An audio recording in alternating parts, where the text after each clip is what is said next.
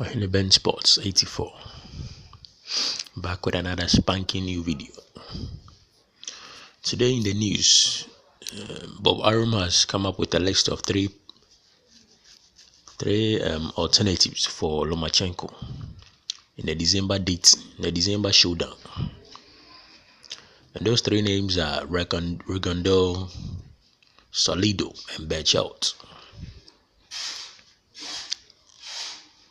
And he seemed to make the assertion that Rigondeaux is not picking up a call. It's like some of his people are trying to reach Rigondeaux and he's not picking up the call. That is the sort of impression I was trying to create. Because when it came to Rigondeaux, he says Rigondeaux is a possibility if only he picks up the call. Something to that effect. I found this ironic and really strange. Because when I look at Rigondeaux's timeline on Instagram, it's filled with call-outs of Lomachenko.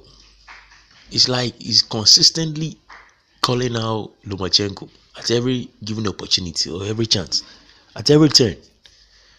That is all his timeline is about at this moment. Day in, day out. There's always some form of call-out of Lomachenko.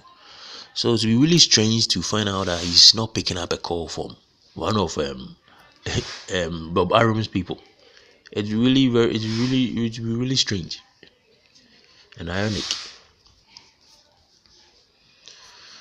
And regarding Salido, this is a fight that should have happened a long time ago. Somebody of Lomachenko's stature and his desire to be great. Somebody who is already considered a top pound for pound fighter. And you lose to somebody at this early in your stage. It's this early in your career. The first point of call is to avenge that loss, because it doesn't reflect good on you. But for some reason, they've taken it like it doesn't really matter and they're just moving on. I don't really understand how that works.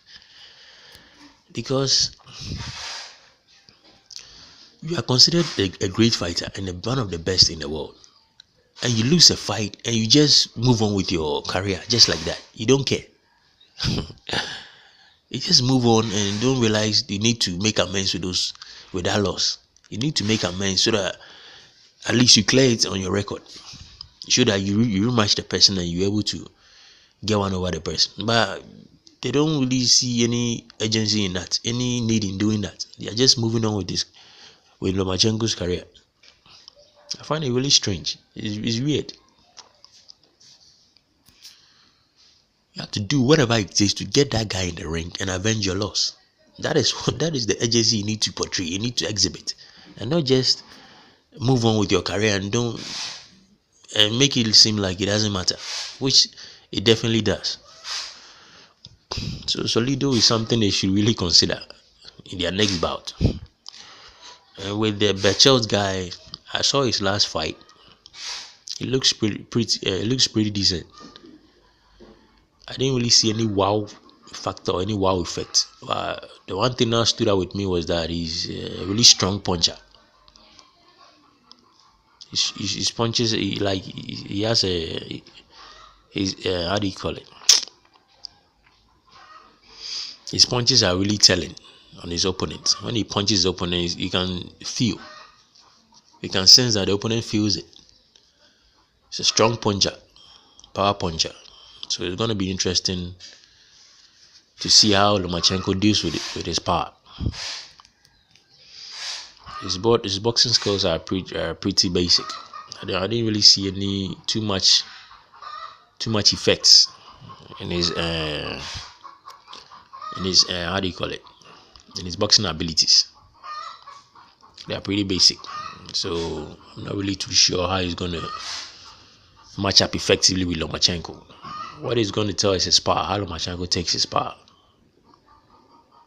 That's going to be really interesting to see. So these are the options. We are waiting to see what they decide on. This is what they were supposed to be doing even before the Mariaga fight. Mariaga had no business being in the ring with Lomachenko. There was no point in that fight. That fight was just unnecessary and a waste of everybody's time. These are sort of options you should have looking at even before Mariaga.